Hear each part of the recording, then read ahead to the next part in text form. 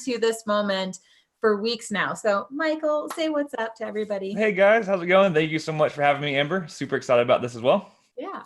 So I started the call just a minute ago with Michael and I said, I want to share my intention. Like, why are we even doing this? Why am I doing all of these live streams like a crazy person? But it's really an opportunity for me to share the people in my network that I absolutely adore, that impress the hell out of me, that I really respect.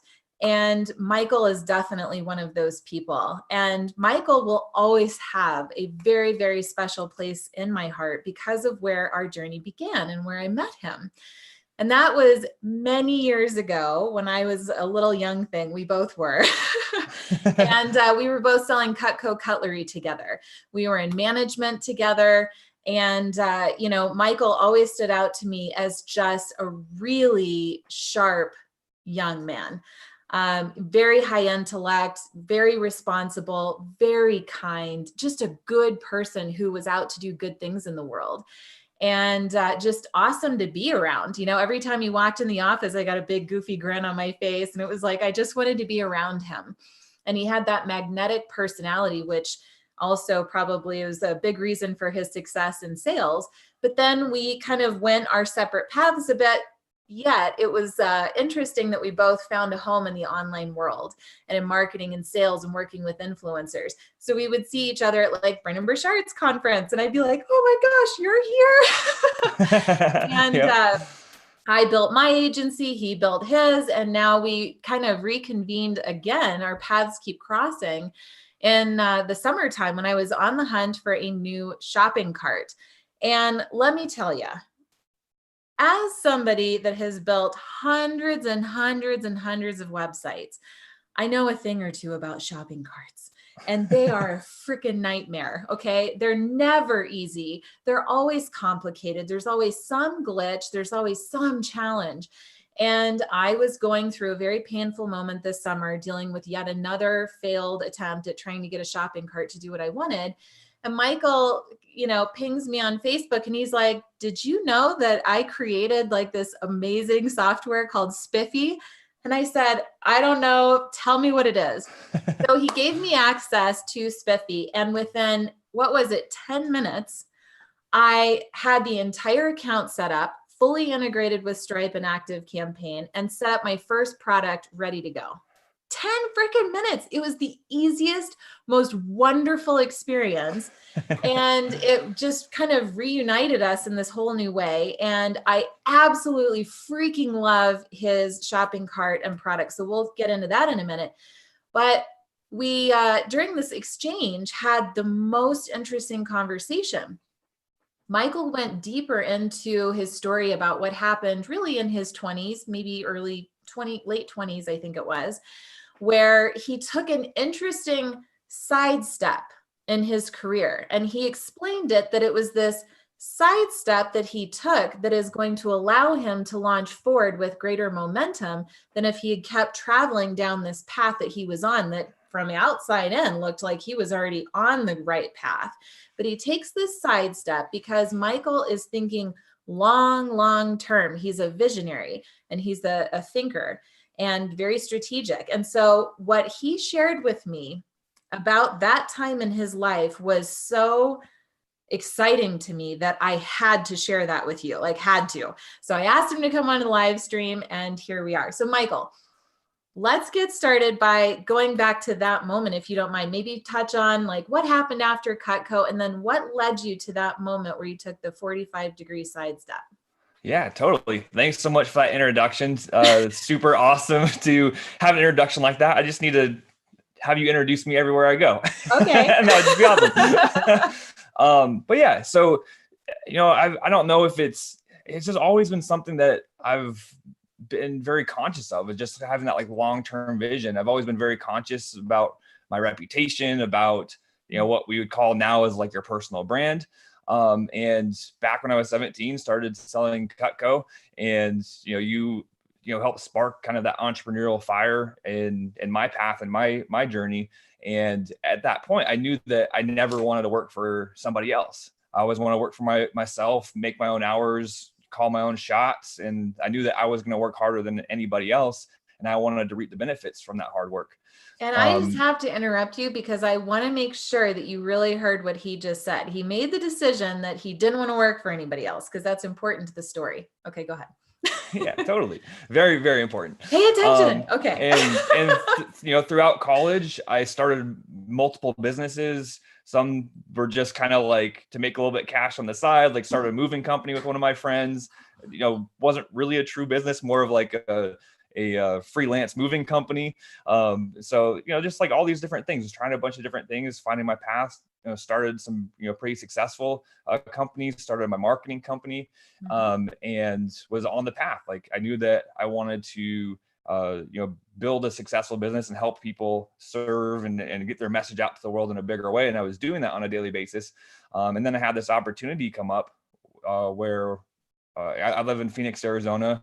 Infusionsoft is here, and this was back in 2013 when Infusionsoft was going through some of their explosive growth. They're just raised their first $50 million in funding, and so I had this opportunity where one of my friends was recruiting me. I was an Infusionsoft partner, and they were recruiting me to go and work at Infusionsoft in their marketing department.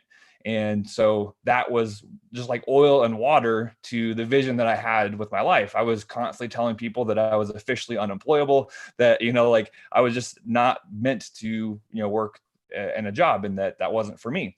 But I had this opportunity. I knew I wanted to get into software down the road. And, I'm not a developer by trade, a software developer. I know enough code to get a website up, but definitely like not that deep developer type of mentality and mindset and skill set.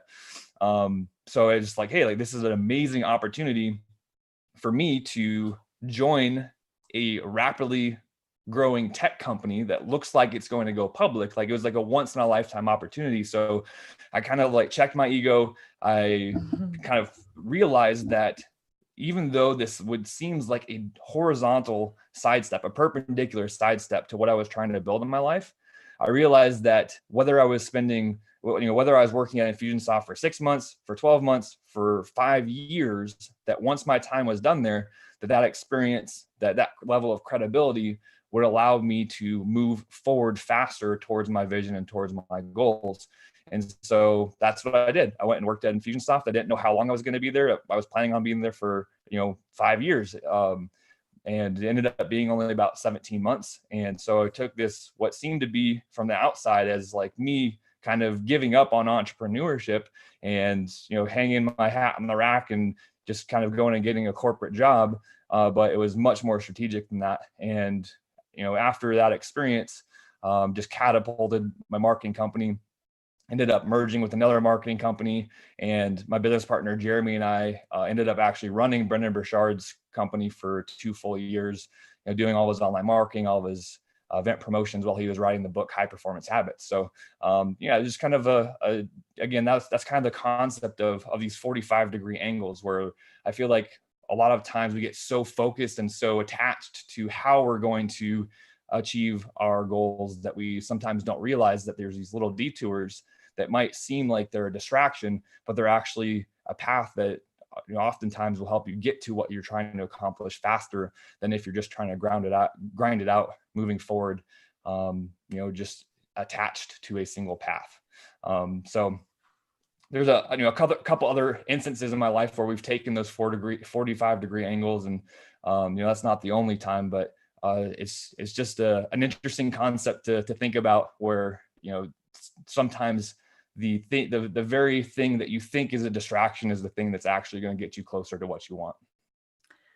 Yes, 100%. I'd love to know at this point in the story what you guys are thinking, those of you that are watching both live and then the replay, of course. But drop a comment below and let me know your impression, questions that are coming up right now, because we have an opportunity to tap into somebody who is really brilliant, not just intellectually and strategically, but spiritually. I mean, you're very, very wise for your age.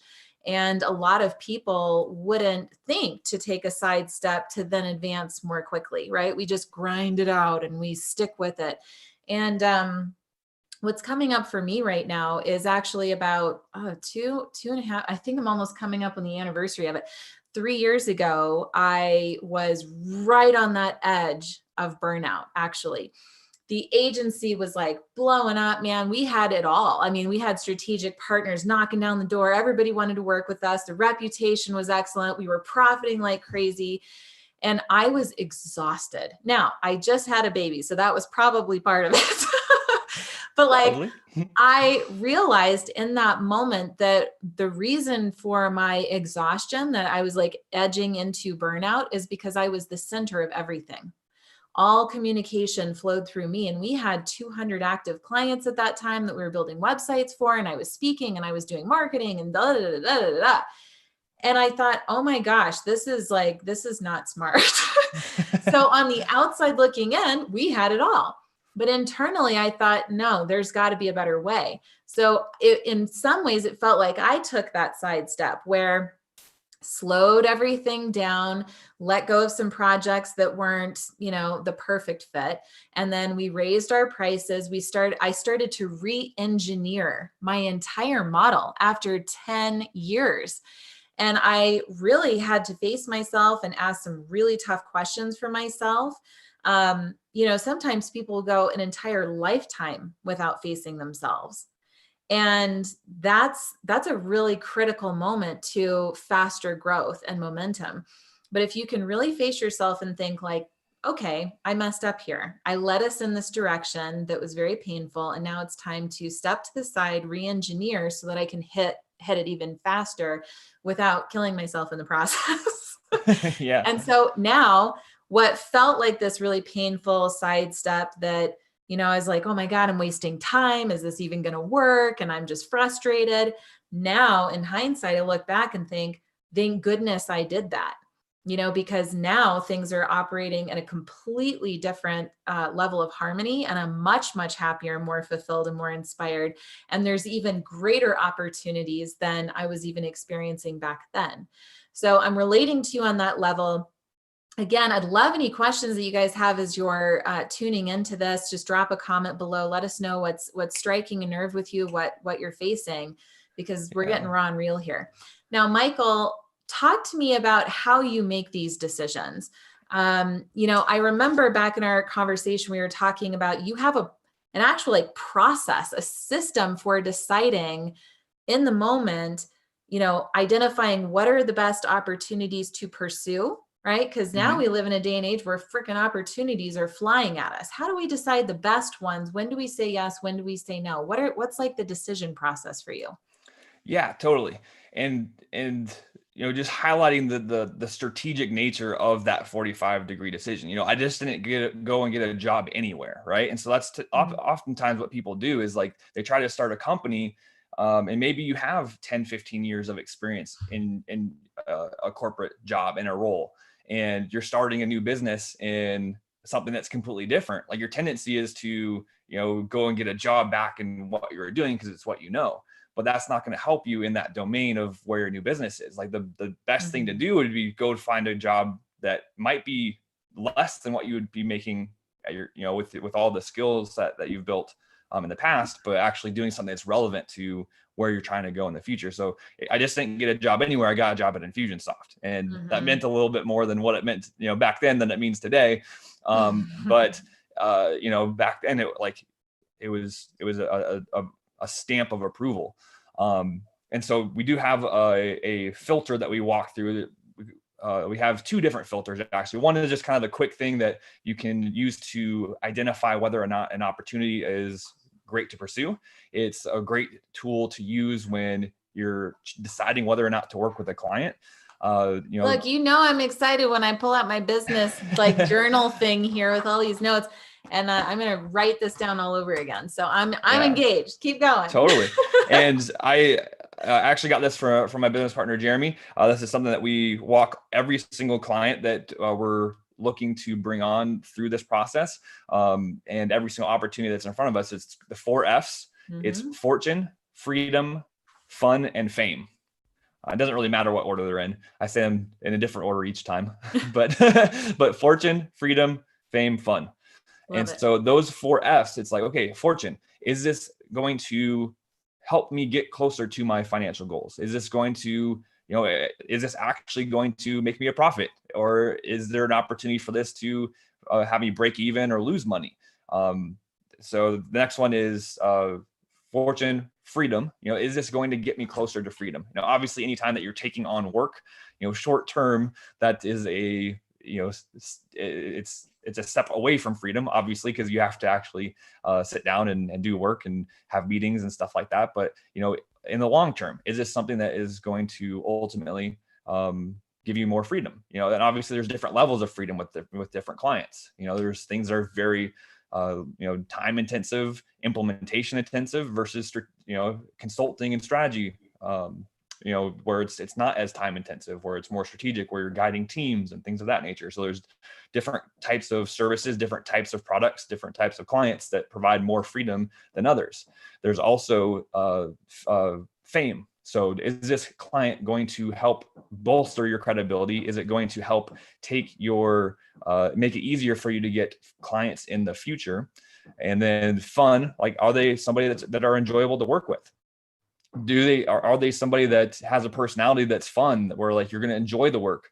Is it something that's in your lane, or is it something that's completely out of your lane? It's a topic you're not really that interested in, and it's going to be like pulling teeth every time that you have to sit down and go and do work.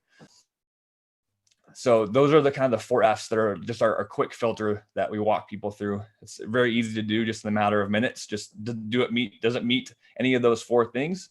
Sometimes, every single opportunity is heavier on different ends of the spectrum. They're not always going to be, equal, or they're not always going to, there's going to be certain things that are very much more so on the financial side and the fortune side than they are on the fun side.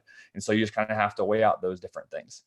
That being said, when it comes to having a little bit more of a filter on what to pursue, there's a lot of talk, in social media, like Facebook ads, all the gurus are saying like follow your passion, and monetize your passion and things of that nature. Lots of different ways of saying that, but kind of going with that theme.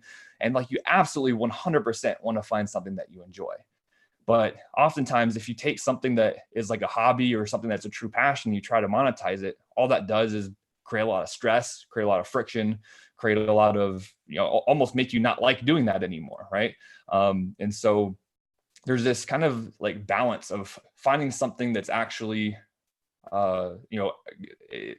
find something that can actually be built, a business can be built around it, and also something that you enjoy. So I have an 8-step process that's a little bit more in depth, and we could probably do like a 4-hour training just on these 8 steps. Oh my God, I think we should. Yeah. So we walk, like, this is how we came up with the idea of building Spiffy. We had about 20 different software ideas, and we walked through these 8 steps in a very detailed fashion. And, we'll go over them quickly today, but this is something that we like pretty much just reserve for our, direct one-on-one clients, but want to add a ton of value here for you guys today that are joining us. I just have to say thank you for that. Can you please say thank you to Michael right freaking now? Because this is amazing. Like, everybody in the world should be tuning in right now to this. This is incredible value. So thank you for sharing absolutely. this, Michael. It's just something that a lot of people don't like. A lot of people don't put enough thought into their business idea, their products, their services, what they're offering to the world before they get started. And I didn't either when I first got started. And you kind of like realize like, whoa, this is painful. This isn't going fast enough. So if you feel like you're spinning your wheels, if you feel like there's not enough hours in the day, if you feel like you're, pushing string uphill, trying to like grow your business, it's just like, and it's like pulling tooth and nails.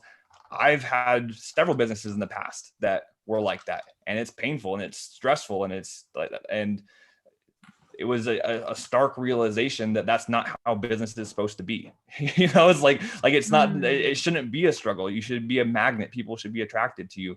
And so there's some things that you can,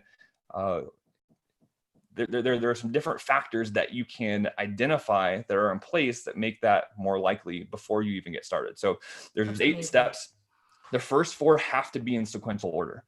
The last four do not need to be in sequential order, but the first four, one, you need to be solving a real problem in the marketplace. There's a lot of people out there that are manufacturing problems, that are just kind of making up different things, convincing people that they have problems that are more, I guess, detrimental than they actually are. There's a lot of like weird stuff going on when it comes to that type of stuff. So one, you need to solve a real problem in the marketplace. Two, the market needs to be aware that they have the problem. Otherwise, you're just going to be trying to go around and beat people over the head and convince them that they have a problem. So the market needs to be aware that they have the problem. Third, the market that's aware that they have the problem need to be actively seeking a solution to that problem. They need to be actively going and trying to solve that problem. Because if they're not actively trying to solve it, then it's going to be, one, it's a lot harder to get in front of those people, because they're not going to conferences, they're not searching in Google, they're not asking friends for advice, they're not going out there and trying to actively solve it. People like lots of different examples, but I know I have a problem, but it's not that much of a high priority, not even trying to fix that problem. There's other things that are top of my priority list. The next one is, so just a quick recap, there's an actual problem. They're aware of the problem.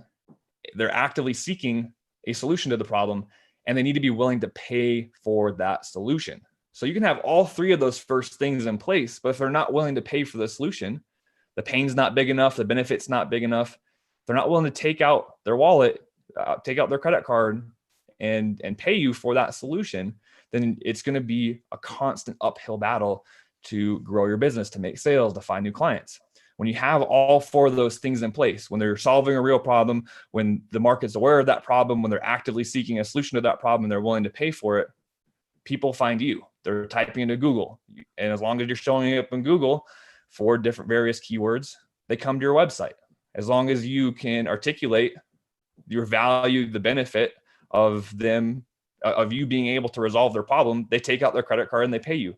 And so that's what we did with Spiffy is, essentially, Amber, what you're talking about towards the beginning of this video, the product that we created that you experienced was what we had the vision to create from day one, but we didn't start building that from day one.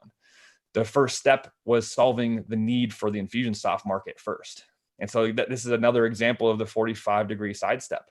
There's a lot of people, a lot of entrepreneurs that have a great idea and they start trying to go and build that idea that they have from day one. They think they need to go raise capital. They think they need VC money. They think that, they need to take out a bank loan.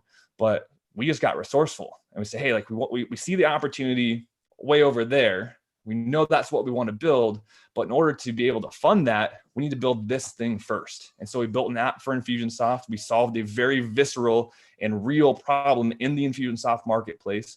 We scaled very quickly, which allowed us to generate revenue, build a team so that we could build the product that we really wanted to build. And so again, that's the 45-degree angle of how we built Spiffy, was like, we didn't build what we wanted to build first. Like, we know we want to build that. And so how do we build that? We could try and raise money. We could sell ourselves to VCs and essentially have a job again, and like, we didn't want any of that. We wanted to have the freedom. We wanted to build what we wanted to build. We didn't want people derailing our, what we were doing.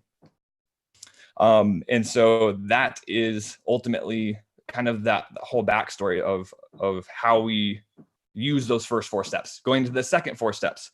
Again, these four don't need to be in any particular order, but they are all important. So, and these are things that nobody thinks about. So one, I guess this is five now. We've gone through the first four. Five is, what is the propensity of success that people that come through our system, whether it's they're buying a product, they're buying a service, like how likely are they to have success with our product or service? If again, this looks different for different types of businesses, but your ability to predictably create results for your clients is the most important aspect of any business. If you can't predictably create results for your clients, then it's kind of a crapshoot. And so that's one thing that you need to do, is make sure that you have a system, a process, a product, something that produces a consistent result, and makes it easy for your customers to be successful. For example, for like an online course or something, Online courses are great. There's a lot of information, but how easy is it for people to take that course and implement what you teach to get success? And that's 100%. ultimately kind of like the thought process of that. Like there's different things that you can teach, different topics that you can teach. And the topic that you're most passionate about might not be the one that people are willing to pay for, might not be the one that is easiest to implement to get a result. And so maybe the one that you're most passionate about isn't the course that you create first. So that's kind of an example there. The next one, so 6, is how easy is it to acquire that customer? So there's several different factors here. Can I use paid advertising to get in front of them? Can I, are they attending conferences? Are there, again, how easy is it to get in front of a targeted group of people that want this, that are a perfect fit for this product or service? Another thing to think about here is the life cycle of the sale. So like a lot of enterprise, like if you're dealing with a lot of like B2B stuff or enterprise level stuff, like that sales cycle is super long. That might not be the best opportunity to pursue right now if you're trying to make quick cash, because those sales cycles can take 12 to 16 months, and often do. And so a couple other things when it comes to acquiring customers are, what is the likelihood of being able to spark word of mouth, or how beneficial is it that our customers that get results also are in communities of people who are also target customers, if that makes sense. So like if we hit it out of the park, is that person in a community with other people that could be our customers as well? So how are they, is it easy to build advocates of our brand that can help perpetuate our message? Next thing is lifetime value. Thinking about the lifetime value of a customer. Is this something where we make a sale and we have one product and they come and they get the result and they just move on? Or, is this something that people can come back time and time again? Or do we have multiple products? And then just thinking about the future of the business and, what is the lifetime value of a customer? And, obviously building something where people come and spend $97 one time versus $97 a month, or pay $97 and then, go into consulting, and there's lots of different angles, but just something to think about, like how easy is it to increase the lifetime value of a customer? And then the last thing is, the most important, is looking at the overall market. And this entrepreneurship thing is hard. Like anybody that says it's easy isn't doing it right. It's tough. It's blood, it's sweat, it's tears, it's stress, it's, making sacrifices when you'd rather be spending time with your family and your friends. It's staying in your office, working late at night. And so the last thing that you want to do is spend 10 years of your life, 20 years of your life, 30 years of your life, and hit a grand slam home run in your business just to realize that you built your business in a market that was only this big. So that's kind of how I think about business. Hitting all those different steps is like, you want to go through all those processes and also make sure that you're building something in a market that's going to meet your lifestyle, meet your vision, what you want to create in your life. Not everybody needs to be a billionaire, and it's not about creating the biggest business possible. I know quite a few people that make, six figures, low six figures, that have better lifestyles, less stress, more freedom, more fun than people that are multi-millionaires. And so it's not about building the biggest business, but it's just about thinking about a lot of those things. And if building a big business is important, you need to think about all of those things before you start. And so ultimately, all of these 8 steps are rooted in the foundation of making sure that you know what you want, that you have a vision for what you want to create, just making sure that all those things are in alignment with that. So those are those 8 steps. And again, just kind of scratching the surface, but hopefully that was valuable, and hopefully you can take those 8 steps. I'll do a quick recap really quick. So the first 4 are, there needs to be a real problem. That's 1. 2, the market needs to be aware of the problem. 3, the market needs to be actively seeking a solution to the problem. 4, they need to be willing to pay for that solution. Those 4 need to be in that order. And then the other 4 can be in any order, but the order that we talked about them was number 5 was the propensity for success. So how likely is your customer or client able to get results? Number 6 is the ability to acquire that customer. How easy is it to get in front of that customer and acquire the customer? Is it expensive? Is it less expensive? Number 7 is lifetime value of a customer. So how over the course of 12 months, 24 months, how much is a customer worth to you? Factoring that into the equation. And then the last one was just the ceiling, the market ceiling, making sure that you're building something, spending your time, effort, energy into something that's actually going to, when you crush it, it's actually going to build the lifestyle that you want. So those are those 8 steps, and hopefully that was valuable. It's absolutely amazing. And I have to say, like, it was an act of total discipline for me to be quiet during all of that, because I was like, I just was exploding with, like, there's so many things that I wanted to say. And I'm also mindful of the time, and I really wanted you to just have the floor. That was extremely valuable. And I was listening to that from a few different angles. Like, if I were just getting started in entrepreneurship, I would be like, oh my God, I'm not ready. I'm too immature. I'm overwhelmed.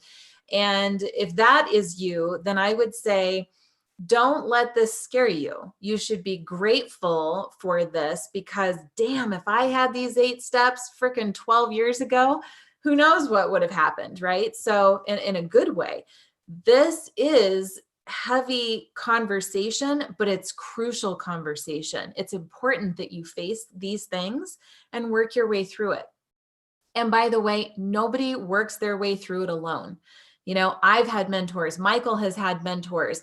It is important that at different stages of growth, especially, that you hire a mentor, a coach, somebody to help unlock the answers to this, because they really are inside of you, but sometimes we get in our own way. We have these different stories and narratives, to quote Zach Starr from his live stream this morning, that cloud our judgment in the present moment. And we have all of these limiting beliefs baked on top of that. So, sometimes we need somebody who's been ahead of us in the journey that can then kind of mentor us into where we want to go. And Michael, I'm aware we're over on time, but I just feel so called to ask you this question that I have to ask it to you. Totally. I know that there have been times in my journey where I don't know what I want. As silly as that sounds, like, I can think about times early in the years of growing my company where I was like, I don't really know what I want. So I'm just going to see if I can beat last year's sales. I don't really have sales goals, or like, I don't know. I'm just going to wait and see what happens.